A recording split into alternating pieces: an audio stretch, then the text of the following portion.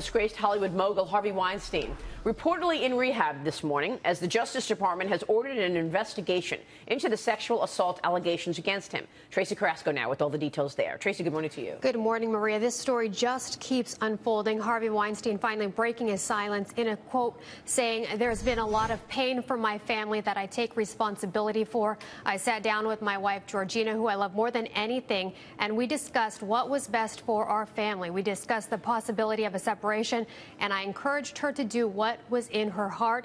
In the end, she made the decision to separate." TMZ has reported Weinstein's 22-year-old daughter called 911 claiming her dad was, quote, suicidal and depressed.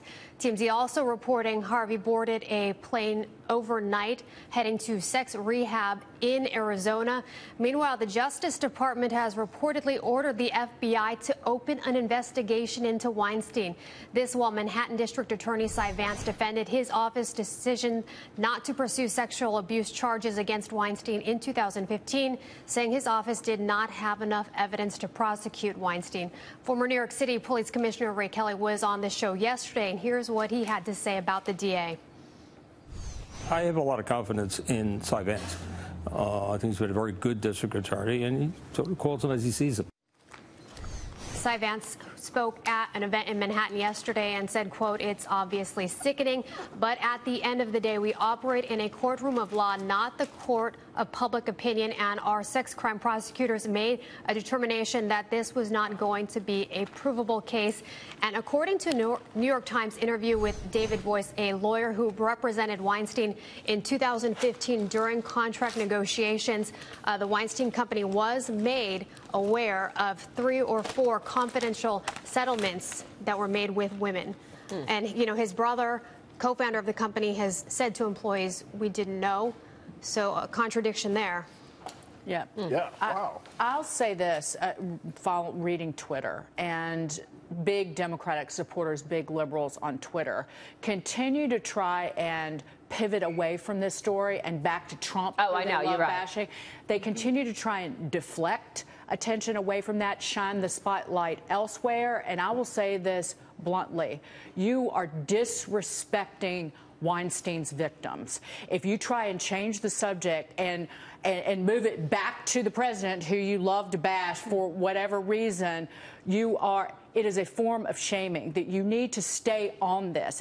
Literally, I read one tweet that said, well, he's lost his job, his wife has left him. Isn't that enough?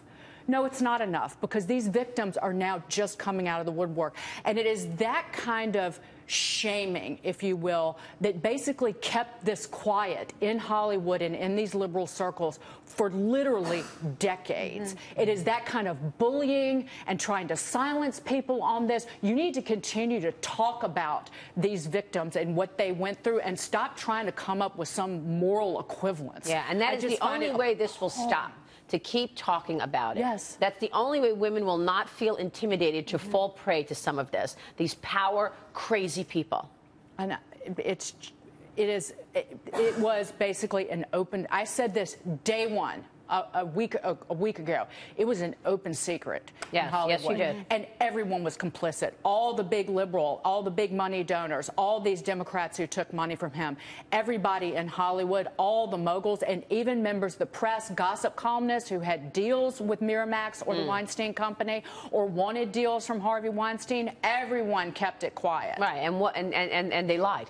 And so in doing so, they enabled. And I am not talking They enabled more. Right. And I'm not talking about the victims. I am not referring to the victims, but I'm talking about people who were buddy-buddy with Harvey, who wanted his money, who had taken money from him. How has this impacted business? I mean, the Weinstein Company is set to release The Current War later this year. What's the latest on that? You know, they're delaying it or they're thinking about delaying it. There are talks about it, speculation that they could because of everything that's going on.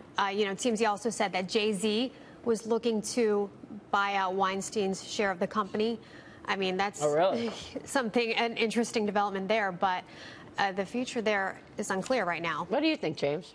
Well, I think, I don't know if this is an industry, obviously, that likes to give a lot of moral lectures to the rest of us. I think a lot of people tuned that out a while ago, and maybe even more will now. It's really kind of heartbreaking and depressing when you see all the people who had to have ignored this for so many years. And it's pretty damning of a large part of the culture there. Yeah, for sure. All right, Tracee, thank you.